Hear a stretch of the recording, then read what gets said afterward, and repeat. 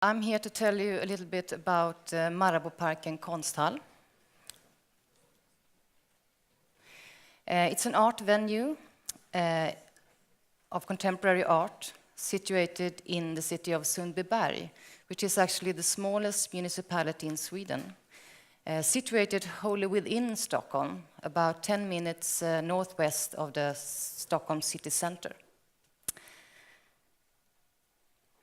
The gallery is run as a private foundation with 6 employees and with an exhibition space which is located in a 500 square meter underground addition to an old cocoa laboratory building in a park that was created in 1937 for the workers in a chocolate factory, Marabou.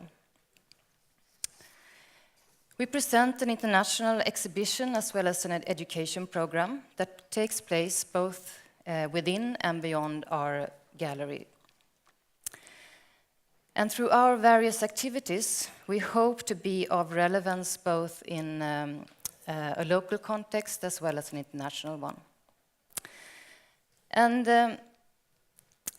one of our key aspects of our practice is working closely together with the local community. And under the heading of Marabouparken Lab, we work together with artists on projects of a more experimental nature.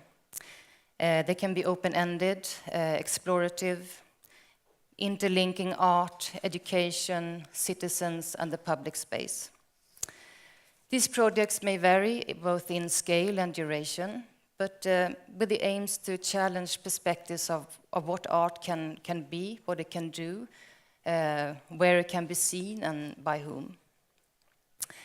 And I would now like to share with you a few of the projects by artists that I and my colleague Helena Selder, who's been the curator of several of these projects, had the privilege to work with. And the German artist Anna Witt, she makes interventions into public space by creating playful situations where people can express thoughts and ideas about society. And together with the residents of the housing area Hallonbergen, which is part of the million dwelling program that was built in the 70s, she composed a manifesto for a possible future that was voicing a multitude of perspectives of both very personal matters but also global concerns. And these were later expressed in the so-called Everything Can Happen parade, with the participants using sculptural letters, spelled parts of the manifesto as the parade moved along the neighborhood. And some of these texts from the manifesto were reading things like wanting a school, better media coverage, or wanting a way to upheave gravity. The French group Le Gens de Tapin, they transformed the entire city of Sundbyberg into a stage for a dance performance, and using all of the citizens as an audience. So over the course of 10 days, 5 dancers, directed by this graphic figure that have been placed over the map of the city, traversed streets, parks, railroads, highways, institutions, shops, and you name it, trying to get from one given point to another in the shortest possible way. And wearing no special outfits, there was little to reveal, their actual presence in the city. And the choreography were decided by simple actions carried out along the way. Gestures, physical and social behavior, speed and movement were noted and repeated in exact detail every day.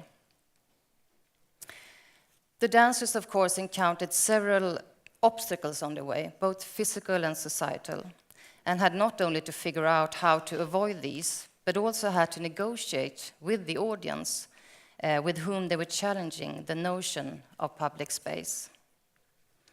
And as you can see, some of the audience were less amused than others here.